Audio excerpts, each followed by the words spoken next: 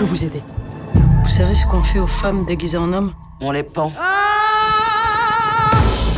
Déshabille-toi. Faut souffrir pour être un homme. Pourquoi ça enfuit comme ça, la reine? C'est à cause de Richelieu. Alors moi c'est Deborah Lukumwena et je joue Porto dans Toutes pour une. Moi c'est Oulaya Mamra et je joue Sarah / D'Artagnan dans Toutes pour une.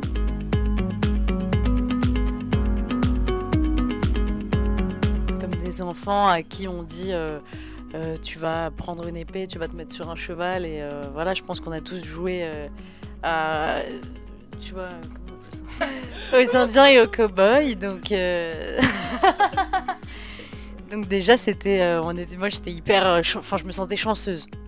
Non, en vrai, elle a vraiment raison. Il y avait un truc à la fois d'enfant, on s'apprête à rentrer dans une grande cour de récré où il y aura beaucoup de challenges et tout, mais aussi j'ai vite mesuré la taille du travail et la masse de travail parce que là elle a vraiment été très claire, c'est-à-dire dans le même coup de fil où elle m'a dit écoute vas-y je te confie Porto, elle m'a tout de suite dit, elle m'a tout de suite présenté l'enjeu de la transformation et de la crédibilité parce que c'est ce qui porterait tout le film en fait, tu vois, c'est un type de transformation qu'on a rarement vu, enfin on a vu des personnages se grimer comme Madame Doubtfire et tout, etc. Mais là, l'enjeu de la transformation et de se grimer, il était ailleurs parce que il était porté par l'urgence de survie des héroïnes, quoi. Donc j'étais à la fois hyper contente, hyper enthousiaste, mais je frissonnais de peur parce que c'est du jamais vu et on s'est jamais dit qu'on nous proposerait ça un jour en fait.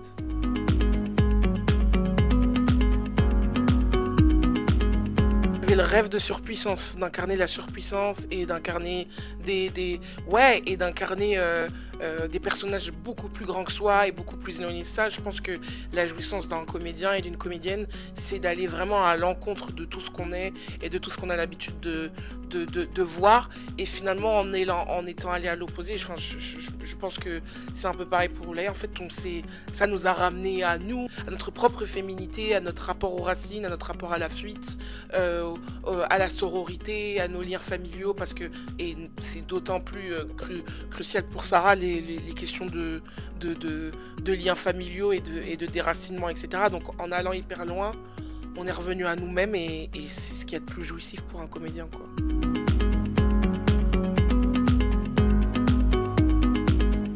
Je dirais chevalerie, loyauté et famille. Moi j'irais identité, fuite et survie. Et ce qui est trop cool, c'est que sans spoiler, c'est-à-dire que la fin que vous verrez, en fait Ouda nous l'a laissée ouverte. Même à nous, dans sa manière de nous diriger et de nous amener à ça, en fait, elle a jamais mis un point de conclusion en disant bon voilà, c'est comme ceci que ces héroïnes finissent. C'est-à-dire qu'elle a laissé suspendu en l'air et vous comprendrez pourquoi je dis suspendu.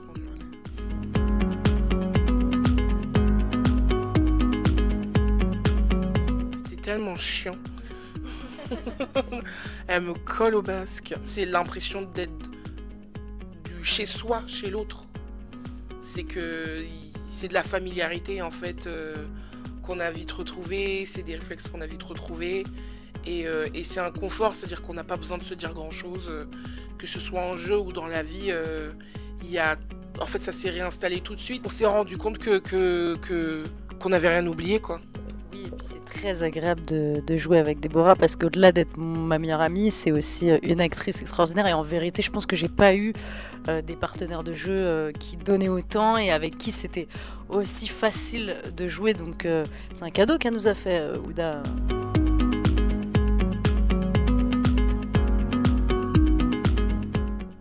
Oui. Moi, je pense que ça peut devenir une réplique culte. Oui, ouais, je pense aussi parce que je pense qu'on est beaucoup à le penser mais c'est un raccourci, les gens comprendront avec les autres scènes ce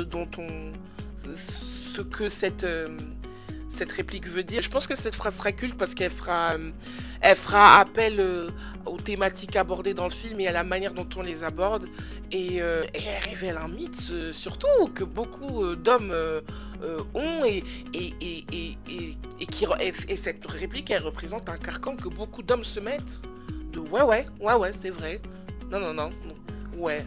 Et j'ai l'impression que ça aussi, ça permet à ces filles, à ces femmes de vivre en vérité ce qui est l'essence même du film, c'est-à-dire la sororité, les liens, ce qu'on disait, la famille, c'est d'être libre. Et c'est grâce à cette bite.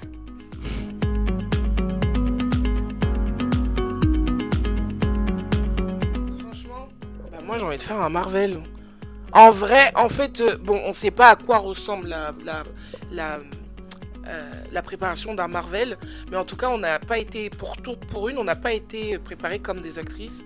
Elle nous a vraiment préparé dans l'optique de se dire voilà, vous allez faire les JO, vous êtes des athlètes de haut niveau.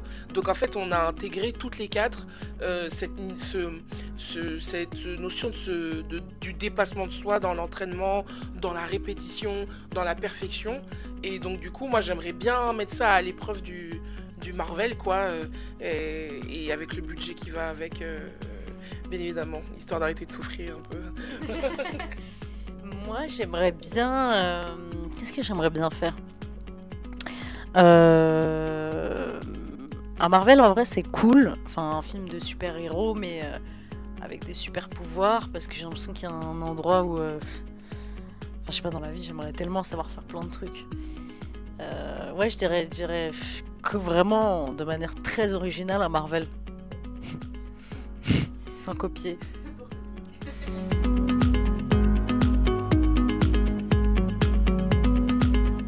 Je pense que, en fait, faut pas faire la fine bouche sur ce qui pourrait nous inspirer, que tout dans la vie, que tout est matière à observer et que tout est matière à apprendre, et qu'il faut garder son âme d'enfant et du coup ses yeux d'enfant aussi.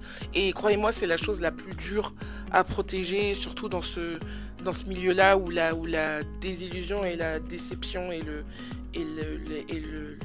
la violence règne quelquefois. Donc moi je dirais de garder ses yeux d'enfant, de garder une curiosité qui a pas de sous-apprentissage et quoi, une naïveté. Et c'est fou parce que on parlait justement du fait qu'on a abordé ce film-là, cette préparation-là avec l'appétit d'un enfant. Ounda, elle était tellement à fond sur le fait de garder une naïveté quant à découvrir les scènes, quant à nos personnages, sur le non-jugement, sur les propositions aussi, parce que Ounda a beaucoup écrit, mais aussi elle est très ouverte aux propositions et aux perles, quoi. Et pour proposer, pour être ouvert à ça, faut être naïf, faut se dire, voyons ce que l'enfant qui est en moi a envie de dire à ce moment-là. Moi je te dis, il y a des trucs que je vois à l'écran, je sais pas comment c'est sorti de ma bouche, je ne m'en souviens pas. Moi il y a des morceaux de scène, je me souviens pas les avoir tournés, quoi. Elle a dit ça tout à l'heure, il y a un état de transe, mais que tu n'atteins que si tu es dans une humilité en fait et dans une naïveté de se dire je prends ce qui me vient. Et puis surtout en fait quand t'es formé, en fait ton corps il sait quoi faire. En fait tu lui as donné tellement d'infos avec la préparation et avec tes lectures et avec ta vie et tout. En vrai ton corps sait quoi faire. Et le combat c'est de quelquefois éteindre un peu la tête et laisser ton corps tituber. C'est pour ça que ma tête ne se souvient plus de ce que mon corps a fait.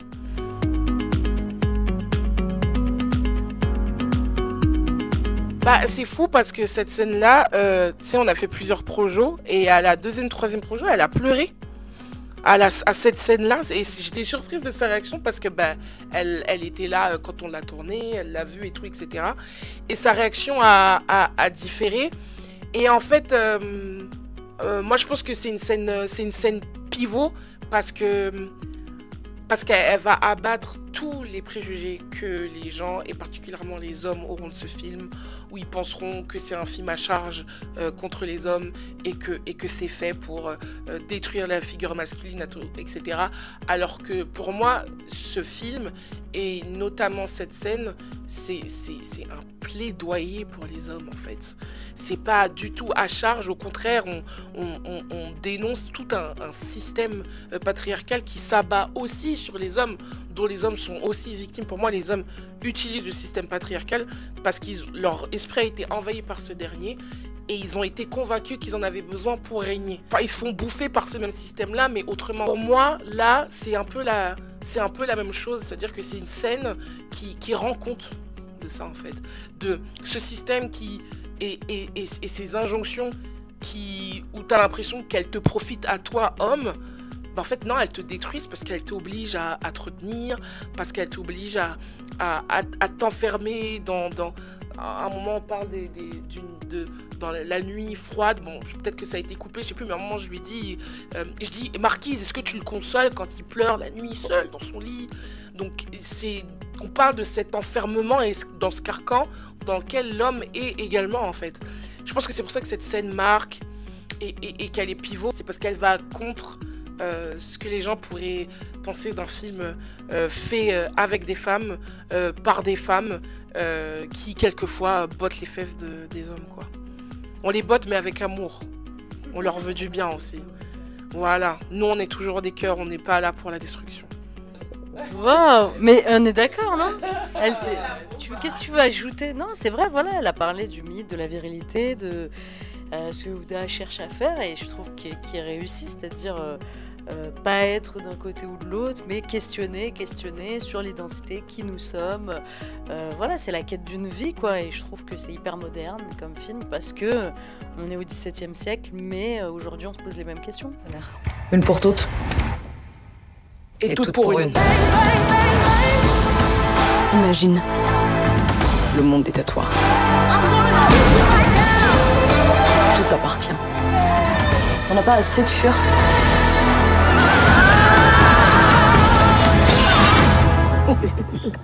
Dites pardon. Serre les fesses, droit devant.